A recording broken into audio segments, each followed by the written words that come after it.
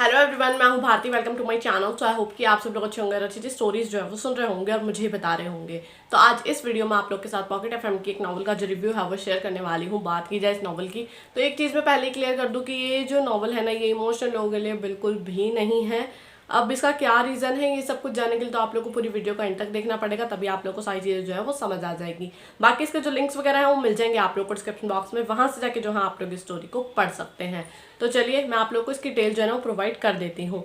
तो ये जो स्टोरी है उसका नाम है तुझसे ही सब। इसकी जो रेटिंग है वो 4.5 और जो इसकी ऑथर है उनका नाम है साइलेंट एस। इसके अभी तक जो चैप्टर्स आए हैं वो है 26 और सच बताऊं तो मैंने इसके 10 या 15 चैप्टर्स ही पढ़े होंगे, इससे ज़्यादा पढ़ने की मेरी आगे हिम्मत नहीं हुई।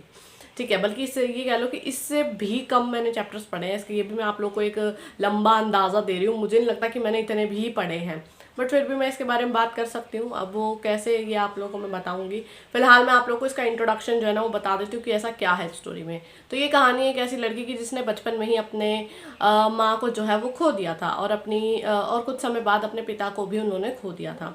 कहने को तो परिवार बहुत बड़ा है उनका, लेकिन फिर भी वो हमेशा अलग सी रहती हैं और उनके घर वाले उनको परेशान करने में, उनको टॉर्चर करने में कोई कमी नहीं छोड़ते हैं। जैसे जैसे वो लड़की बड़ी हो रही थी उसके परिवार वालों ने मिलकर उसको इतना जलील किया, उसको कभी बेशर्म कहते, कभी मनहूस, मतलब ये सारी चीज़ें ना उसके दिमाग में भर दी गई।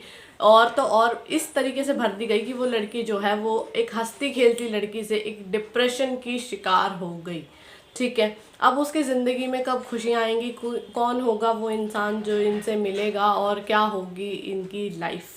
ठीक है, ये सब कुछ जो है आप लोगों को इस स्टोरी में जानने को मिलेगा। अच्छा, इसके जो मेन कैरेक्टर्स हैं वो है खुशी और माहिर खन्ना। ठीक है, तो अब आप लोगों को समझ आ गया कि मैंने क्यों बोला था कि ये इमोशनल लोगों के लिए बिल्कुल भी नहीं है, क्योंकि एक डिप्रेशन वाली चीज़ जो है ना दिखाई जाती है कि मतलब वो अगर कॉलेज भी जा रही हैं तो वो अलग रहती हैं। उनकी एक फ्रेंड भी है लेकिन वो उसके साथ इतना ज़्यादा, मतलब ये कह लो कि एक थॉट बैठ चुका है उनके कि मैं अगर किसी के भी पास जाऊंगी तो उसको मेरी वजह से जो है वो खतरा होगा या फिर उसके साथ कल को कुछ भी हो सकता है। लाइक उसके घर वालों ने ये चीज़ें भर दी ना कि देखो तुम्हारी मॉम तुम्हारी वजह से गई, अब तुम्हारे डैड भी। तो ये सारी चीज़ें हैं, हालांकि वो उससे घर का काम वाम भी करवाते हैं, वो किसी से कुछ भी नहीं कहती है, चुपचाप सारी चीज़ें बर्दाश्त करती हैं। और तो और इनके कॉलेज में ही एक लड़कों का ग्रुप आता है जिसमें जो है हमारे हीरो वो एक बिजनेसमैन होते हैं। ठीक है, और तो और इनकी मुलाकात जो है हमारी हीरोइन से काफ़ी टाइम पहले शिमला में हुई थी, मे बी शिमला में, हाँ।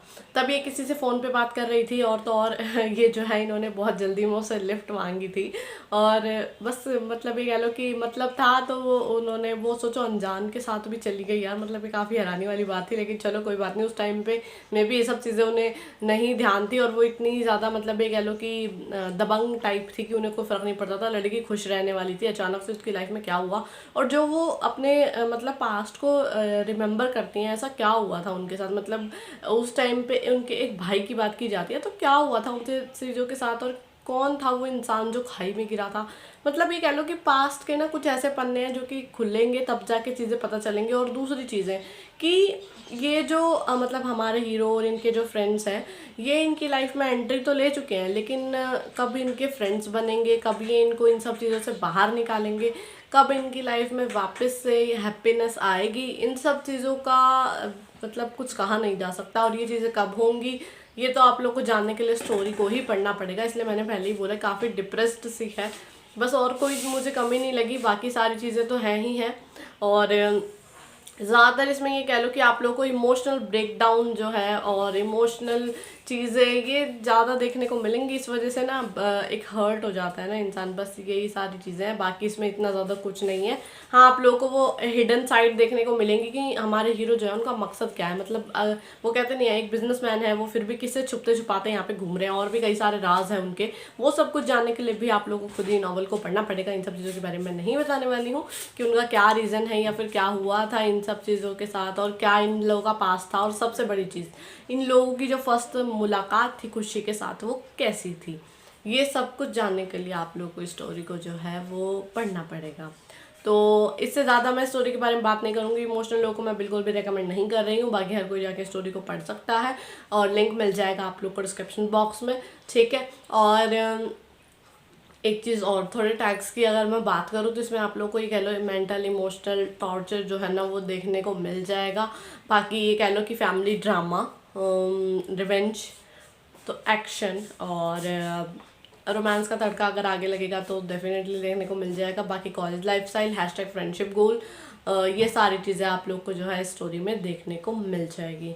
तो लिंक मिल जाएगा डिस्क्रिप्शन बॉक्स में। और जिन लोगों ने स्टोरी पढ़ी है वो मुझे कमेंट करके ज़रूर बताना आप लोग को स्टोरी जो है वो कैसी लगी। और जो मेरे बताने के बाद पढ़ने जा रहे हैं वो भी मुझे कमेंट करके ज़रूर बताना कि आप लोग को स्टोरी जो है वो कैसी लगी।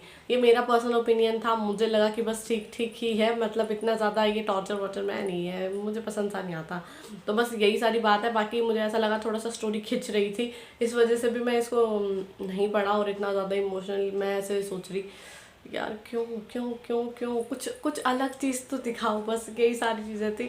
जिन रीजंस की वजह से मैंने अभी जस्ट चेक किया कि मैंने कितने पढ़े थे टोटल। मैं आप लोगों को बताती हूँ, मैंने 7 या फिर नहीं 8 या 10 चैप्टर्स ही पढ़े हैं इसके। ठीक है, तो अब आप लोग खुद समझ जाओ। तो अब आप लोग देख लीजिएगा। बाकी उम्मीद कर रही हूँ कि आप लोगों को मेरी वीडियो और मेरा रिव्यू जो स्टोरी को लेकर पसंद आएगा। तो अगर आप लोग को मेरी वीडियो पसंद आती है तो वीडियो को लाइक करना, चैनल को सब्सक्राइब करना बिल्कुल भी ना भूलिएगा। और अगर आप लोग चाहते हैं आप किसी फेवरेट स्टोरी नॉवल बुक है फिर आपका मैं रिव्यू शेयर करूँ तो आप लोग मुझे कमेंट करके बता सकते हैं। इतनी जल्दी हो सकेगा मैं वीडियो लेकर हाजिर हो जाऊँगी। बाकी जब तक नेक्स्ट वीडियो आती है तब तक के लिए बाय और thank you for watching my video.